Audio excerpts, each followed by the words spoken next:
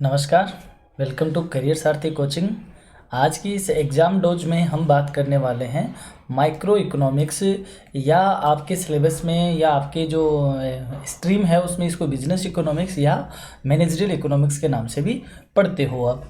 तो आज इसी सब्जेक्ट की जो यूनिट फर्स्ट है उसके हम सारे शॉर्ट आंसर टाइप क्वेश्चंस लेकर आए हैं। ये class specially BA LLB, BA, BTech, BCom और BBA स्टूडेंट्स के लिए क्या है, बहुत हेल्पफुल साबित होने वाली है। तो आज की क्लास को करते हैं हम शुरू।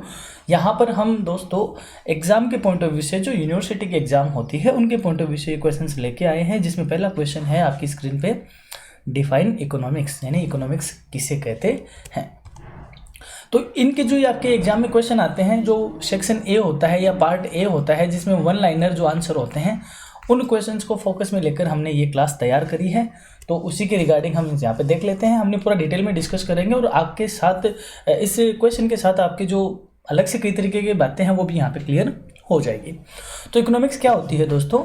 Economics is a social science that studies how individual, businesses and societies allocate scarce resources to satisfy unlimited want.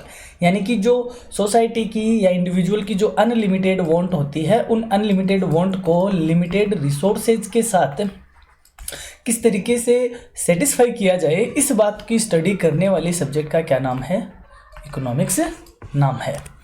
It examine the process of production, distribution and consumption of goods and services. यानी economics के जो study scope है उसमें क्या क्या आता है कि कैसे प्रोडक्शन होगा, कैसे डिस्ट्रीब्यूशन होगा और किस तरीके से कंजप्शन गुड्स एंड सर्विसेज का होने वाला है। According to Adam Smith, economics is the science of wealth. यानी एडम स्मिथ ने इकोनॉमिक्स को क्या कहा था? साइंस ऑफ वेल्थ कहा था। वहीं Alfred Marshall emphasized it as a study of mankind in the ordinary business life। वही मार्शल ये कहते हैं कि मैनकाइंड की स्टडी ऑर्डिनरी बिजनेस लाइफ में किस तरीके की स्टडी है, वो क्या है? इकोनॉमिक्स है। वहीं रॉबिन्स कहते हैं कि economics as the science which studies human behaviour as a relationship between ends, यानी wants and scarce means which have alternative uses. यानी जो इकोनॉमिक्स की ये जो डेफिनेशन है, एक तरीके से डेफिनेशन किसकी दी हुई है? रॉबिन्स की ही दी हुई है, जिसकी हम ये बात कर रहे हैं। शॉर्ट में आप इसको एग्जाम में कैसे लिख सकते हो दोस्तों? शॉर्ट में आप इसको लिख सकते हो, The study of how scarce resources are allocated to satisfy unlimited human wants। यानी कि जो लिमिटेड रिसोर्सेज है या जो स्केयर रिसोर्सेज है वो अनलिमिटेड ह्यूमन वांट्स को किस तरीके से सेटिस्फाई करती है, किस तरीके से एलोकेशन होता है उन लिमिटेड रिसोर्सेज का, उसकी स्टडी करने वाला जो सब्जेक्ट है दैट इज इकोनॉमिक्स। बढ़ते हैं आगे। अब यहाँ पे एक चीज़ आपके सामने आई, जो एडम स्मिथ है, इनको क्या कहा जाता है? Father of modern economics. बात करते हैं second question on your screen, what do you mean by micro economics. यानी कि हम बात करें, शुरू से बात करें तो 1776 में एडम स्मिथ की बुक आती है, नाम क्या है? The wealth of nation. फिर 1890 में अल्फ्रेड मार्शल ने की एक बुक आती है, प्रिंसिपल ऑफ इकोनॉमिक्स, जिसमें पहली बार इकोनॉमिक्स के लिए कौन सा वर्ड यूज हुआ था? इकोनॉमिक्स वर्ड यूज हुआ था। फिर वहीं 1933 में रेगनर फ्रिस आते हैं। रेगनर फ्रिस ने इकोनॉमिक्स को दो पार्ट में डिवाइड किया, माइक्रो एंड मैक्रो। माइक्रो में बात करते हैं इंडिविजुअल यूनिट को या जो स्मॉल एग्रीगेट्स को या स्मॉल यूनिट्स को जो स्टडी करती है, that branch of economics is called micro economics. वहीं मैक्रो इकोनॉमिक्स किसको स्टडी करती है? एंटायर इकोनॉमी को स्टडी करती है। तो क्वेश्चन क्या है? What do you mean by micro economics. यानी स्पेशली अगर आपके सब्जेक्ट में या बिजनेस इकोनॉमिक्स है या मैनेजरियल इकोनॉमिक्स या माइक्रो इकोनॉमिक्स है, तो आपके लिए माइक्रो इकोनॉमिक्स की डेफिनेशन आपके लिए क्या हो जाती है? इंपॉर्टेंट हो जाती है। Micro economics is A branch of economics that focuses on the behaviour and decision making process of individual economic agents including consumers, firms and industries. यानी कि जो माइक्रो इकोनॉमिक्स है वो इकोनॉमिक्स की ऐसी ब्रांच है जो बिहेवियर और डिसीजन मेकिंग प्रोसेस को स्टडी करती है, जो कि इंडिविजुअल लोग करते हैं या इंडिविजुअल कंज्यूमर करते हैं या फर्म करती है या इंडस्ट्री करती है। It analyse how resources are allocated in market through the mechanism of supply and demand. वही चीज़ है कि मार्केट की वांट भी क्या है, अनलिमिटेड है। मार्केट की वांट भी क्या है, अनलिमिटेड, और उसके पास जो सोर्सेज है वो भी क्या है, लिमिटेड। तो इन लिमिटेड सोर्सेज का वह इंडिविजुअल किस तरीके से एलोकेशन करता है उसको स्टडी करने वाली जो इकोनॉमिक्स है दैट इज माइक्रो इकोनॉमिक्स। इसमें price distribution and the equilibrium of different economic units को भी स्टडी किया जाता है। It also studies market structure such as perfect competition, monopoly and oligopoly, यानी मार्केट स्ट्रक्चर को भी इसी में स्टडी किया जा सकता है। वन लाइनर में आप इसको कैसे डिफाइन करोगे, the branch of economics that analyse individual consumers, firms and markets is known as micro economics. वही मैक्रो इकोनॉमिक्स को आप कैसे कहोगे, the study of entire economy या analyse of the entire economy, national level factor, international factor is the subject matter of macro economics. Next question, define business economics. तो अगर आपके subject business economics के नाम से है तो आपके सिलेबस में बिजनेस इकोनॉमिक्स की डेफिनेशन आपसे पूछी जाएगी। तो इकोनॉमिक्स को किसके में यूज किया जाए, इकोनॉमिक थ्योरीज को बिजनेस में यूज किया जाए ताकि बिजनेस के डिसीजन मेकिंग आसान हो जाए। उस सब्जेक्ट को क्या बोलेंगे दोस्तों, उसे बोलेंगे business economics. Business economics also known as applied economics is the study of economic theories and principles applied to business decision making, यानी इकोनॉमिक थ्योरीज को या प्रिंसिपल को बिजनेस में अप्लाई करना और डिसीजन मेकिंग करना, उसको कौन से क्या बोला जाएगा, business economics. It focuses on how firm allocate scarce resources efficiently to maximise profit, यानी फर्म अपने लिमिटेड रिसोर्सेज से अपना प्रॉफिट मैक्सिमाइज कैसे करती है उसको क्या बोलते हैं, बिजनेस इकोनॉमिक्स। अदर वर्ड में आप क्या कहोगे, the integration of economic theories with business practice for the facilitate decision making and forward planning. Decision making और फॉरवर्ड प्लानिंग को ईजी करने के लिए जो फर्म इकोनॉमिक्स की थ्योरीज को यूज में लेती है बिजनेस में, उसे क्या कहते हैं, बिजनेस इकोनॉमिक्स कहते हैं। आई होप आपको ये समझ में आ गई है। बात करते हैं डिफाइन मैनेजरियल इकोनॉमिक्स। वहीं अगर एक मैनेजमेंट में किसको यूज किया जाए, इकोनॉमिक्स को यूज किया जाए, तो मैनेजमेंट का काम क्या है, स्ट्रेटेजी बनाना, प्लानिंग करना, डिसीजन लेना। तो इनमें इकोनॉमिक्स को यूज करेंगे तो उसको क्या कहेंगे, मैनेजरियल इकोनॉमिक्स कहेंगे। Managerial economics is the application of economic principles and analytical tools to solve managerial decision making problems, यानी मैनेजरियल लेवल की जो डिसीजन मेकिंग प्रॉब्लम्स होती है उनको सॉल्व आउट करने के लिए जो इकोनॉमिक की प्रिंसिपल को यूज में लिया जाता है उसको क्या बोलते हैं, मैनेजरियल इकोनॉमिक्स बोलते हैं। It helps managers in resources allocation, demand forecasting, production planning, pricing strategy and risk analysis. ये मैनेजमेंट की रिसोर्स एलोकेशन में, डिमांड को फोरकास्ट करने में, प्रोडक्शन को किस तरीके से प्लान आउट करना है, किस तरीके से, और रिस्क का एनालिसिस करना है, इन सब में हेल्प करती है। तो इसको आप शॉर्ट में कैसे लिखोगे, the use of economic concepts and analytical tools to aid managerial decision making and strategic planning, यानी इकोनॉमिक कंसेप्ट का और एनालिटिकल टूल्स का मैनेजमेंट के जो डिसीजन मेकिंग प्रोसेस होते हैं और जो स्ट्रेटेजिक प्लानिंग की प्रोसेस होती है उनमें यूज करना क्या कहा जाता है दोस्तों, मैनेजरियल इकोनॉमिक्स कहा जाता है। आई थिंक आपको यहाँ तक क्लियर हो गया होगा। अब बात करते हैं कॉमन पॉइंट की, जो चाहे मैनेजरियल हो, बिजनेस इकोनॉमिक्स हो या माइक्रो इकोनॉमिक्स हो या अप्लाइड इकोनॉमिक्स हो, सब में कॉमनली पढ़ाया जाता है। तो पहला क्वेश्चन स्टार्ट होता है यहाँ से, define short run. Short run क्या होता है, शॉर्ट रन किस पे डिपेंड करता है दोस्तों, ध्यान दो कि जो प्रोडक्शन फैक्टर होते हैं या फैक्टर्स ऑफ प्रोडक्शन होते हैं वो बेसिकली 4 होते हैं, land, labour, capital and entrepreneur. तो इनमें से फर्म के पास 2 तरीके का टाइम पीरियड होता है, शॉर्ट रन और लॉन्ग रन। यानी एक तो फर्म उस पोजीशन में हो जब सारे फैक्टर में क्या कर सके, चेंज कर सके, यानी कि फर्म के पास अगर सारे फैक्टर क्या हो, वेरिएबल में हो, यानी फर्म सभी में चेंज कर सके, तो फर्म का ये लॉन्ग रन पीरियड कहा जाता है। वहीं फर्म के पास यदि कुछ फैक्टर क्या हो, फिक्स्ड हो, और कुछ क्या हो, वेरिएबल हो, यानी कि फर्म इस सिचुएशन में ना हो कि सारे फैक्टर में चेंज कर सके, तो यह कहा जाएगा फर्म का शॉर्ट रन। तो शॉर्ट रन किसको कहते हैं, शॉर्ट रन वो टाइम पीरियड होता है जहाँ पे कुछ फैक्टर फिक्स होते हैं और कुछ फैक्टर वेरिएबल होते हैं। वो कौन सा पीरियड होता है दोस्तों, short run production, short run period होता है। तो डिफाइन करते हैं इसको।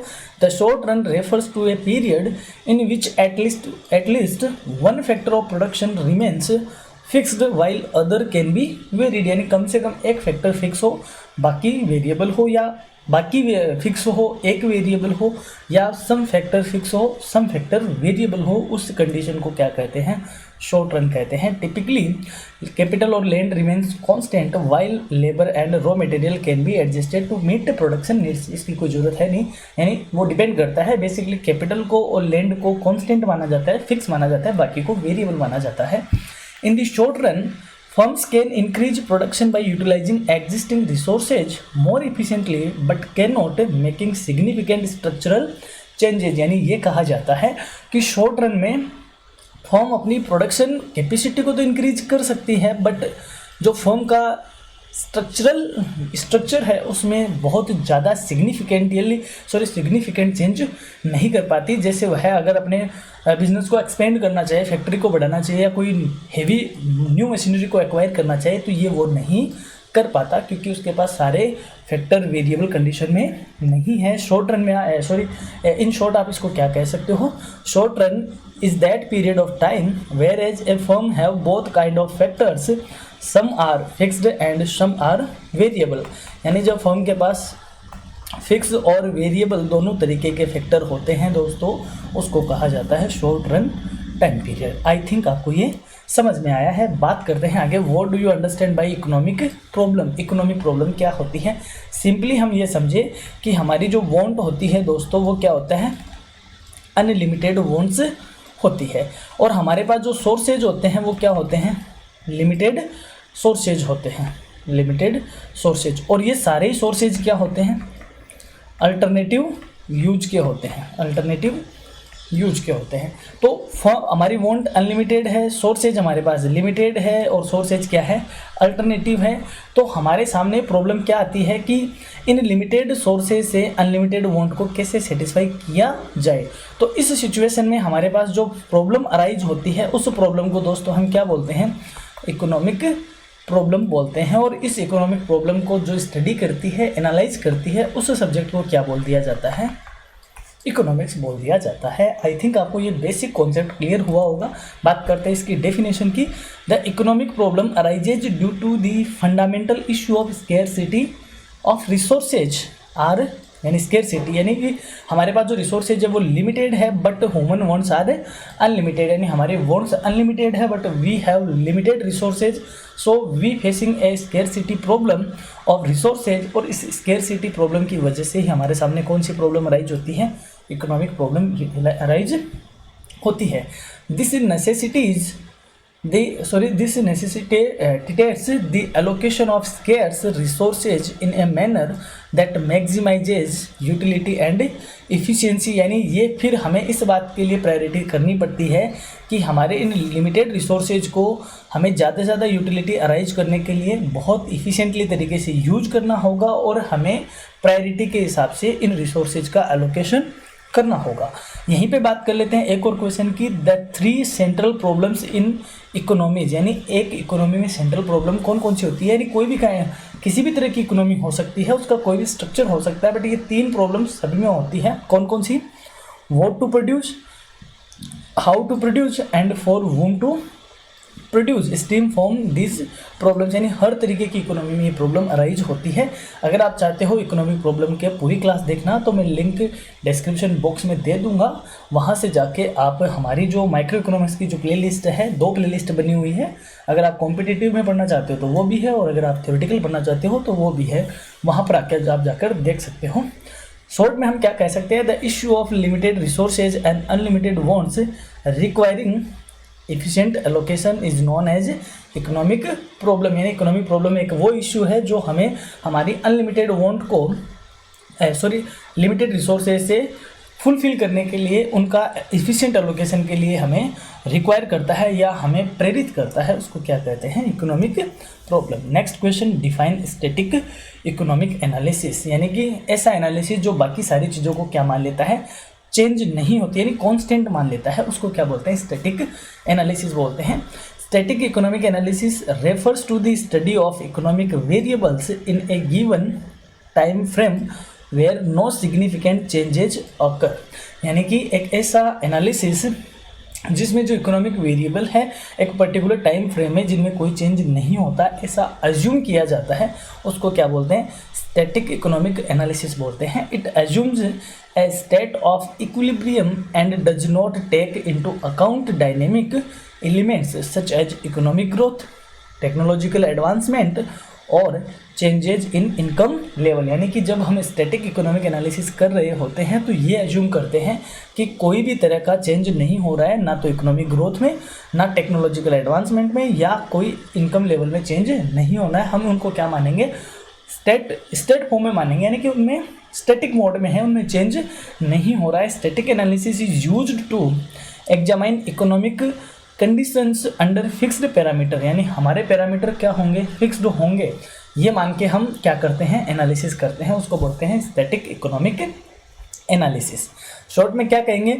The study of economic equilibrium without considering time based changes, यानी कि टाइम बेस्ड चेंज को कंसीडर किए बिना इकोनॉमिक इक्विलिब्रियम को स्टडी करने वाला एनालिसिस क्या बोला जाता है? स्टैटिक इकोनॉमिक एनालिसिस बोला जाता है। इसका जस्ट अपोजिट होता है डायनेमिक इकोनॉमिक एनालिसिस, जहाँ पे हर चीज़ क्या होती है? चेंजेज होती है। बात करते हैं पॉजिटिव इकोनॉमिक एनालिसिस की। पॉजिटिव इकोनॉमिक्स एनालिसिस किस पे फोकस करता है? क्या है, यानी व्हाट इज, इस पे फोकस करता है, ना कि what should be. What should be यानी कहने का मतलब वह अपनी सलाह नहीं देता, सिर्फ आप स्टडी कर रहे हो कि जो हो रहा है आप उसकी स्टडी कर रहे हो, that is positive economic analysis. Positive economic analysis deals with objective fact based explanations of economic phenomena, यानी कि ऑब्जेक्टिव आपके क्लियर है, आप फैक्ट बेस्ड एक्सप्लेनेशन पे काम कर रहे हो, उसको बोलते हैं positive economic analysis. It focuses on describing and analysing what is rather than prescribing what ought to be, यानी क्या है ये इस पर फोकस करता है, ना कि क्या होना चाहिए। The branch of economics relies on empirical data and statical methods to understand economic relationship, यानी ये एम्पिरिकल यानी ऐसे डाटा जो आपने स्टडी करके एक्वायर किए हो, रिसर्च करके आपने एक्वायर किए हो, जो ओरिजिनल है, और साथ में स्टैटिकल मेथड्स को यूज करके उनके बीच इकोनॉमिक रिलेशनशिप को अंडरस्टैंड करने का ये क्या है? एक ब्रांच है। For example, an increase in interest rates leads to be decline in investment, यानी अगर इंटरेस्ट रेट में इंक्रीमेंट होगा तो इन्वेस्टमेंट में क्या होगा? डिक्लाइन होगा। तो ये क्या है? एक पॉजिटिव स्टेटमेंट है। आपने कहा कि अगर प्राइस बढ़ेगी तो डिमांड क्या होगी? घटेगी। तो ये क्या है? एक पॉजिटिव स्टेटमेंट है, तो इसको बोलते हैं पॉजिटिव इकोनॉमिक एनालिसिस। शॉर्ट में आप क्या कहोगे? A fact based objective approach that explains economic phenomena as they are, यानी कि इकोनॉमिक फिनोमिना कैसे हैं उनको उसी कंडीशन में आपके ऑब्जेक्टिव के अकॉर्डिंग स्टडी करना, that is positive economic analysis. बढ़ते हैं आगे, नॉर्मेटिव। अब नॉर्मेटिव जस्ट पॉजिटिव का क्या है? उल्टा है। ये बताता है कि क्या होना चाहिए। Normative economic analysis involves value judgement and subjective opinions about how the economy should function, यानी कहने का मतलब ये कहता है कि सरकार को, गवर्नमेंट को पॉवर्टी को रिमूव करने के लिए ये सब करना चाहिए। तो यहाँ पे ज़्यादा फोकस होता है कि क्या करना चाहिए। ये क्या है? Normative economic analysis. और आप ये इसी की स्टडी करते हो कि पॉवर्टी है, क्या है, क्यों है, किस तरीके से है, तो ये किस में आ जाएगा? पॉजिटिव में हो जाएगा। यानी कि जो सिचुएशन जैसी की जैसी आप उसकी स्टडी कर रहे हो, that is positive economic analysis, और आप एक ओपिनियन भी दे रहे हो, that is normative economic analysis.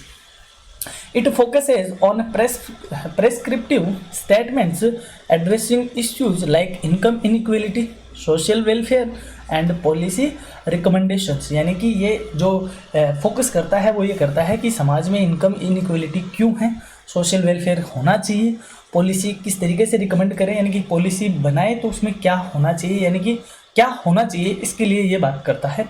The government should increase minimum wages to reduce poverty, यानी कि आप अगर एक ऐसा स्टेटमेंट देते हो कि गवर्नमेंट को मिनिमम वेजेज रेट को क्या करना चाहिए? फिक्स करना चाहिए, ताकि पॉवर्टी को क्या किया जा सके? कम किया जा सके। It is a normative statement as it reflects an opinion rather than an objective fact, यानी कि एक ओपिनियन को शो करता है, वो क्या होती है, नॉर्मेटिव इकोनॉमिक एनालिसिस होती है। ये क्वेश्चन जो ये पॉजिटिव नॉर्मेटिव जितने भी है दोस्तों, ये आपके ऐसे टाइप क्वेश्चन में भी आ सकता है, कैसे right note on following, right note on following, वहाँ पर आपसे ये बड़े क्वेश्चन के फॉर्म में भी पूछे जा सकते हैं, इसलिए मैं इस पर थोड़ा सा ज़्यादा फोकस दे रहा हूँ कि आप इनको अच्छे से क्लियर कर सको।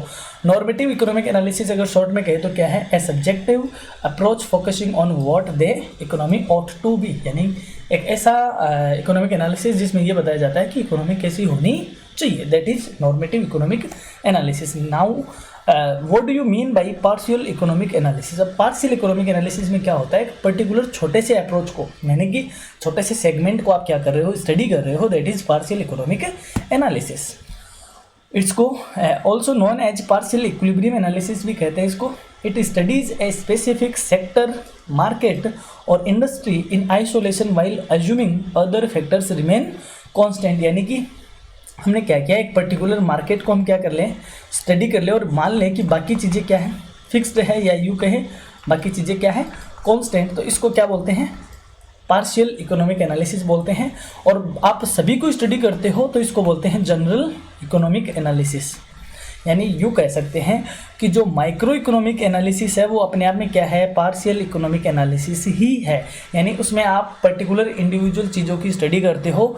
वहीं मैक्रो इकोनॉमिक एनालिसिस क्या है, जनरल इकोनॉमिक एनालिसिस है। तो ये थोड़ा सा इसमें टेक्निकल ग्लिच है, ऐसा टेक्निकल फैक्ट है जो आपको बहुत ज़्यादा काम में आता है जब आप वाइवा वगैरह में जाते हो। तो पार्शियल इकोनॉमिक एनालिसिस क्या आता है, it studies a specific sector, market और industry in isolation while assuming other factors remain constant, जिसको क्या बोलते हैं, सेटेरिस पारिबस बोलते हैं, एक लैटिन वर्ड है, आपके एग्जाम से रिलेटेड है, इसका इतना नहीं होता।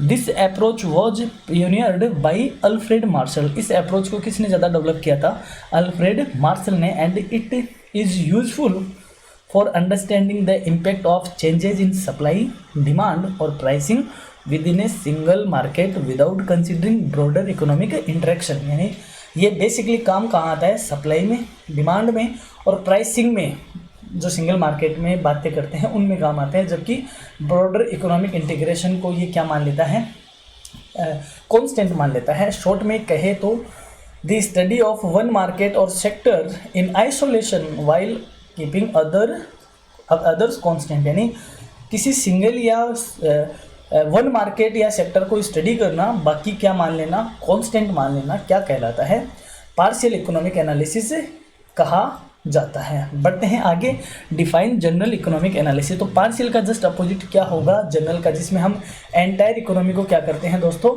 स्टडी करते हैं, यानी उसको मैक्रो इकोनॉमिक भी बोला जाता है। General economic analysis also called general equilibrium analysis examines the interdependence of multiple markets within an economy, यानी एक इकोनॉमी में जो अलग अलग मार्केट है जो कि एक दूसरे पे क्या है, इंटरडिपेंडेंट है, इन सब की स्टडी करना क्या बोला जाता है, जनरल इकोनॉमिक एनालिसिस बोला जाता है। It studies how changes in one sector influence other and how the economy as a whole reaches equilibrium, यानी ये मानता है, ये स्टडी करता है कि एक सेक्टर में चेंज होने का इम्पैक्ट दूसरे सेक्टर में किस तरीके से आएगा और इकोनॉमी कैसे इक्विलिब्रियम पे पहुंचेगी। This approach is particularly useful in macro economic policy formulation, यानी जब सरकार जैसे मान लो मॉनेटरी पॉलिसी बनाती है, आरबीआई मॉनेटरी पॉलिसी बनाता है, सरकार बजट लाती है, या यूँ कहे फिस्कल पॉलिसी बनाती है, फॉरेन पॉलिसी बनाती है, तो एक तरीके से वो क्या है, जनरल इकोनॉमिक एनालिसिस है। वो पर्टिकुलर एक सेक्टर को नहीं देखा जाता, उसमें ये देखा जाता है कि एंटायर इकोनॉमी पे इसका क्या इम्पैक्ट आएगा। And understanding complex economic interactions, यानी एक दूसरे में किस तरीके का इंटरेक्शंस है उसको अंडरस्टैंड करने के लिए इसको किया जाता है। शॉर्ट में कहे the study of multiple interdependent markets and their overall equilibrium, यानी मल्टीपल जो इंटरडिपेंडेंट मार्केट्स हैं उनकी स्टडी करना और उनमें किस तरीके का आपस में इक्विलिब्रियम होता है, या यूँ कहे इकोनॉमी का इक्विलिब्रियम को स्टडी करना, that is general economic analysis. बढ़ते हैं आगे, briefly explain the difference between micro and macro economics. Micro economics क्या है, study of individual economic units. वही मैक्रो इकोनॉमिक्स क्या है, study of economy as a whole, यानी एंटायर इकोनॉमी को स्टडी करना है। स्कोप की बात करें तो माइक्रो इकोनॉमिक्स में कंज्यूमर्स, फर्म्स एंड इंडस्ट्रीज को स्टडी किया जाता है। वहीं मैक्रो इकोनॉमिक्स में national income, employment, inflation and economic growth को क्या किया जाता है, स्टडी किया जाता है। फोकस की बात करें तो माइक्रो इकोनॉमिक्स का focus price determination, demand supply, production decision पे होता है। वहीं macro economics aggregate demand supply की बात करता है, फिस्कल और मॉनेटरी पॉलिसीज़ को पे फोकस करता है। अप्रोच की बात करें तो माइक्रो इकोनॉमिक्स एक पार्शियल इकोनॉमिक एनालिसिस होता है, वहीं macro economics general equilibrium analysis कहा जाता है। एग्जाम्पल की बात करें, price determination of A product market competition, यानी कि पर्टिकुलर इंडस्ट्री के प्रोडक्ट की प्राइस डिटर्मिनेशन करना किसका सब्जेक्ट मैटर होगा, माइक्रो इकोनॉमिक्स का। वहीं जीडीपी की बात करना, इन्फ्लेशन रेट की बात करना, अनएम्प्लॉयमेंट के ट्रेंड की बात करना किसका सब्जेक्ट मैटर होगा, मैक्रो इकोनॉमिक्स का सब्जेक्ट मैटर होगा। ये आपके बड़े क्वेश्चन के तौर पे भी पूछा जाता है। इन शॉर्ट बात करें तो micro economics provide a foundation of understanding individuals decision making, यानी माइक्रो इकोनॉमिक्स इंडिविजुअल के डिसीजन मेकिंग की को अंडरस्टैंड करने में या किस तरीके से वो डिसीजन लेते हैं, इनको वह प्रोवाइड करवाती है। वहीं macro economics offers insight, macro economics offers insight into broader economic policies and national level financial stability. जो macro economics broader economic level की पॉलिसीज की बात करता है और नेशनल लेवल के फाइनेंशियल स्टेबिलिटी की बात करता है। लास्ट क्वेश्चन जो कि ज़्यादा इंपॉर्टेंट है बीए एलएलबी जैसे स्ट्रीम के लिए, what is the relation between economics and law. Economics में और लॉ में क्या रिलेशन है, देखो इकोनॉमिक्स और लॉ में क्या रिलेशन है। जो मार्केट का रेगुलेशन है वह किसके थ्रू होता है, लॉ के थ्रू होता है। और जो मार्केट की पॉलिसी है उसको बेटर बनाने के लिए, यानी इस लॉ को और भी प्रॉपर तरीके से बनाने के लिए कौन हेल्प करती है, इकोनॉमिक्स से हेल्प करती है। तो लॉ का और इकोनॉमिक्स का बहुत ज़्यादा क्लोज रिलेशन बन जाता है। Economics and law are closely interlinked as legal frameworks shape economic activities by defining rights, regulation and policies, यानी दोनों एक दूसरे से क्लोजली इंटरलिंक्ड है। एक लीगल फ्रेमवर्क वर्क और इकोनॉमिक एक्टिविटीज़ की क्या शेप होगी, इसको डिफाइन करने के लिए वो राइट्स, रेगुलेशन और पॉलिसी किस तरीके से होनी चाहिए, इनको बताने के लिए इकोनॉमिक्स का लॉ के साथ ज़्यादा अच्छा रिलेशन बनता है। Laws provide the structural foundation for markets functioning, contract enforcement, competition regulation and financial stability. वहीं economic principle in turn influence the formation and impact of legal policy. कहने का मतलब है जो लॉ है वो प्रोवाइड करवाता है कि मार्केट किस तरीके से काम करता है, वहीं इकोनॉमी प्रोवाइड करवाती है कि उनके लिए जो पॉलिसी बनेगी वो ज़्यादा इम्पैक्टफुल किस तरीके से बने। तो इन दोनों से मिलकर एक बढ़िया लीगल इकोनॉमिक एक्टिविटी का फ्रेमवर्क तैयार होता है कि areas where economics and law intersect include, यानी ये कुछ एरियाज है जहाँ पर हम जान सकते हैं कि इकोनॉमिक्स लॉ के साथ किस तरीके से रिलेटेड है। Property right, economic efficiency is influenced by well defined legal property right. अगर वेल डिफाइन होंगे लीगल प्रॉपर्टी राइट तो इकोनॉमिक एक्टिविटीज़ बहुत ज़्यादा इससे क्या होती है, इन्फ्लुएंस होती है। कॉन्ट्रैक्ट लॉ, अगर प्रॉपर को एग्रीमेंट होते हैं बिजनेस में, हर ट्रांजेक्शन के अपने आप में एक एग्रीमेंट होते हैं, तो उनमें अनसर्टेनिटी को रिड्यूस करने के लिए क्या बनता है, कॉन्ट्रैक्ट लॉ बनता है। और ये लॉ और ज़्यादा इम्पैक्टफुल हो, इसमें कौन हेल्प करती है, इकोनॉमिक्स हेल्प करती है। कंपटीशन लो कि मार्केट में कोई मोनोपोलिस नहीं बन पाए या कोई इस तरीके की प्रैक्टिस ना हो पाए जिसमें वह बाकी दूसरी प्रैक्टिस को क्या करती हो, रोकती हो, तो उसके लिए क्या बनता है, कंपटीशन लॉ बनता है। और ये एक फेयर मार्केट को बताता है। Taxation and welfare laws influence income distribution and economic growth. Economic growth और इनकम का डिस्ट्रीब्यूशन है वो टैक्सेशन और वेलफेयर लॉ पे ही डिपेंड होता है, तो उसको और ज़्यादा इम्पैक्टफुल तरीके से इकोनॉमिक्स उसमें हेल्प करती है। The field of law and economics और economic analysis of law has emerged to analyse legal rules using economic principles ensuring laws promote efficiency and economic welfare. यानी कि लॉ अगर प्रॉपर तरीके से होंगे तो प्रॉपर तरीके से क्या होंगी, वेलफेयर होगा सोसाइटी का, सोसाइटी इकोनॉमिक ग्रोथ कर पाएगी और इकोनॉमी स्टेबिलिटी आएगी। तो यहाँ तक हमने देखा कि फर्स्ट यूनिट से रिलेटेड क्या क्या टॉपिक थे जो आपके एग्जाम के लिए बहुत इंपॉर्टेंट बनने वाले हैं। तो हमारी जो क्लासेज है वो BA, BLLB, MCOM, BCOम, MEFA, BTech, BBA, MBA, first grade, ASO, हर तरीके के लिए इकोनॉमिक्स की यहाँ पे क्लासेज हम प्रोवाइड करवाते हैं। क्लास अगर अच्छी लगी तो अपने साथ वालों को ज़रूर शेयर करें। यहाँ तक बने रहने के लिए धन्यवाद। जल्द ही इसकी सेकेंड यूनिट का जो सेगमेंट है वो हम प्लेलिस्ट में अपलोड कर देंगे। Please keep in touch. Thank you.